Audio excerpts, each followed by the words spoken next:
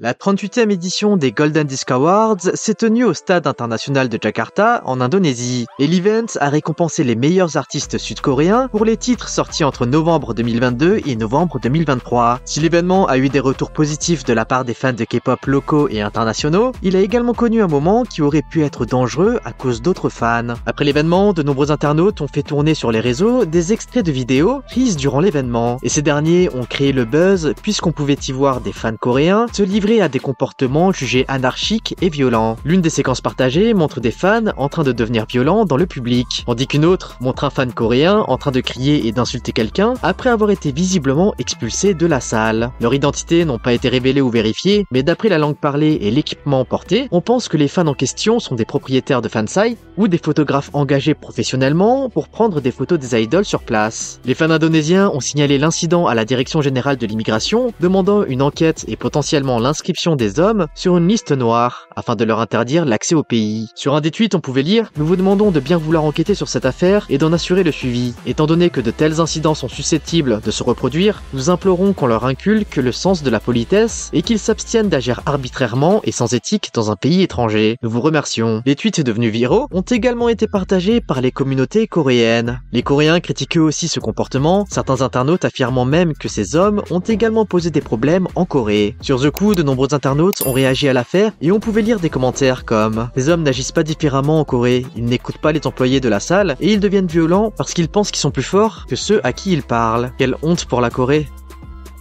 Une tendance de la part des influenceurs chinois a été mise en lumière cette semaine. La trend consiste à prendre des photos dans un lieu en particulier. En fait, depuis quelques semaines, de nombreux influenceurs chinois ont commencé à poster des photos d'eux en Corée, à Gangnam, et plus précisément à Shinsa, juste devant le magasin Tambourines. En fait, l'extérieur du magasin est décoré sur plusieurs côtés, et des photos géantes de Jennie sont affichées étant donné qu'elle est l'ambassadrice mondiale des produits Tambourines. Face à cette vague de clichés devant l'immense photo de la membre de Blackpink, les Coréens ont pu partager leur ressenti en ligne. Et dans les forums coréens, on pouvait lire « Je vois tellement de touristes chinois et japonais avec de gros appareils photos près de ce magasin. Je me suis toujours demandé pourquoi tant de gens prenaient des photos ici. Mais ce sont tous des touristes. Mais pourquoi ils font ça? Il y a tellement de plus beaux endroits pour prendre des photos en Corée. » En fait, beaucoup ne comprennent pas pourquoi les influenceurs viennent ici. Certains d'entre eux, n'étant même pas des fans, les netizens pensent que c'est juste un effet de mode. Et comme on l'a vu, d'autres s'attristent de voir que les touristes prennent des photos devant un bâtiment de la sorte, alors que la Corée offre de nombreux paysages magnifiques qui valent beaucoup plus le coup.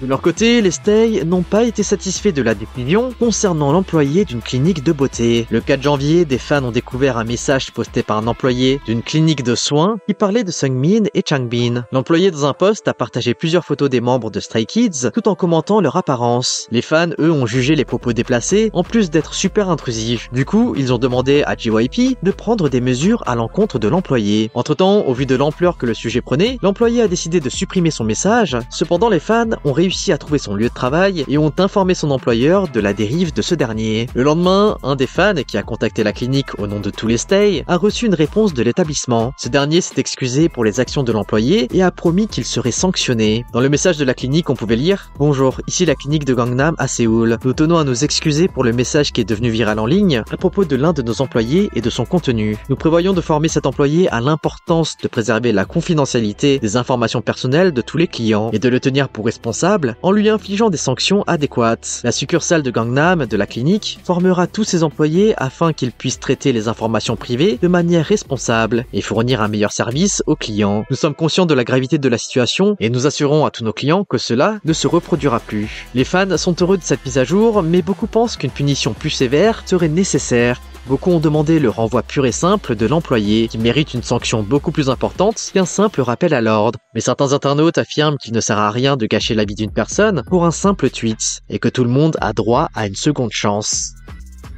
Bon allez, on passe aux actus feel good. Le 7 janvier, Fendi a révélé que Uki était sa nouvelle ambassadrice. La maison de mode italienne s'est rendue sur son compte officiel Weibo pour partager ses premières photos de campagne pour la marque. Avec la nouvelle, la marque de luxe a affirmé « Félicitations à Song Woo-ki pour être devenue l'ambassadrice de la marque Fendi. Idol charmante et talentueuse sur scène, Woo-ki a une forte expression de la mode et ses styles variés sont pleins de possibilités infinies. Son image audacieuse, unique, avant-gardiste et vivante est en parfaite alchimie avec Fendi. Nous sommes impatients de voir Song Woo-ki représenter notre marque. Une nouvelle qui a ravi tous les Neverland. Song Han-bin, de son côté, a aussi surpris les fans avec son manteau. L'idol a été aperçue habillée de manière chic récemment, avec une veste qui semblait coûteuse et de grande qualité. Cependant, il s'est avéré que Han-bin possédait ce manteau depuis qu'il est au lycée, et qu'en plus de ça, ce dernier ne coûtait que 20 000 won, soit à peu près 15 €. Les fans ont été hyper surpris par le prix de la veste, mais aussi par le fait qu'il soit aussi propre et semble neuf, alors que le manteau date de longtemps. Les fans se sont dit ravis de voir l'humilité et la modestie d'Han-bin avec ce manteau, et beaucoup affirment également que cela fait du bien de voir des idoles avec des vêtements accessibles, alors qu'habituellement les vêtements des artistes coûtent super cher.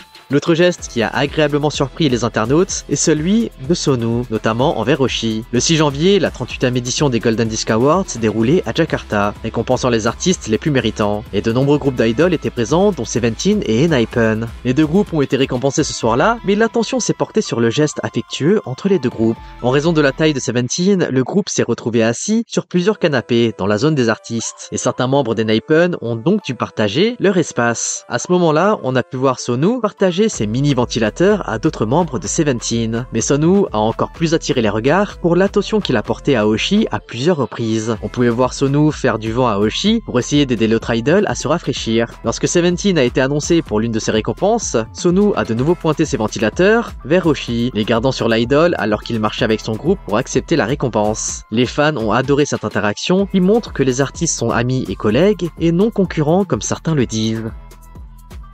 Malheureusement, tout n'a pas été ultra positif pour Sonu, puisque ce dernier s'est vu recevoir de nombreuses menaces. En fait, il y a quelque temps, lorsqu'ENHYPEN a été annoncé dans le line-up des Golden Disc Awards, plusieurs tweets ont été dirigés contre le membre. Les tweets contenaient des commentaires désobligeants sur Sonu et des menaces de violence à son encontre. Parmi les tweets, on pouvait lire « Va te faire voir Sonu, j'ai envie de te tuer ». Dans un autre, on lisait « OT6, vraiment, Sonu aurait dû être expulsé du groupe ». En fait, de nombreux messages ont été publiés évoquant la féminité de Sonu de manière négative, en faisant des suppositions sur sa sexualité. En fait, contrairement aux autres membres d'ENHYPEN, Sonu est plus maniéré, et même s'il ne l'a pas affirmé lui-même, beaucoup associent sa féminité au fait qu'il serait homosexuel. Et les internautes utilisent cela contre lui pour se moquer ou encore critiquer son orientation sexuelle. L'un des tweets était vraiment violent et on pouvait lire « Ce type ferait mieux de quitter ENHYPEN rapidement, il n'a aucune utilité dans le groupe. C'est juste humiliant pour ENHYPEN d'avoir un membre efféminé comme Sonu ». Du coup, les fans ont commencé à envoyer des emails en masse à Belift Lab pour demander au label de prendre des mesures pour assurer la sécurité de Sonu et faire en sorte que les auteurs de menaces soient tenus pour responsables. À noter que la majorité des tweets venaient d'internautes indonésiens.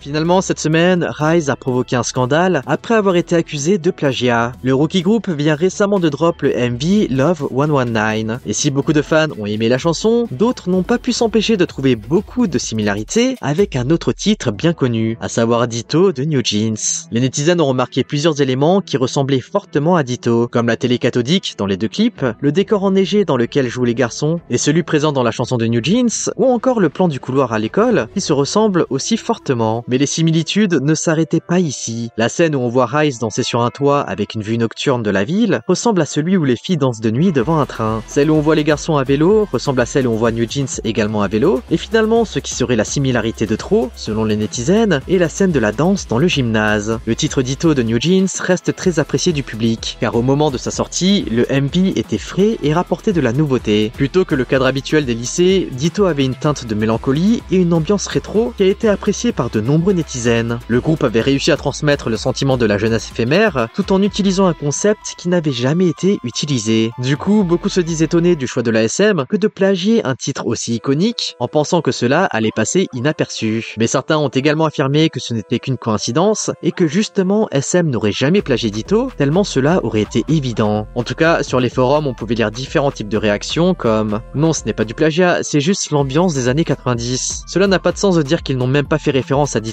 Ils y ont bien sûr fait référence pendant le tournage. C'est beaucoup trop similaire. Bien sûr qu'ils ont fait référence à Ditto, parce que New Jeans est le groupe le plus populaire. Honnêtement, c'est comme la version masculine de Ditto. Et vous en pensez quoi? Est-ce que ça y ressemble trop? Bon les amis, on se retrouve dimanche pour une prochaine actu K-pop. En attendant, lâchez votre like, abonnez-vous et activez la cloche.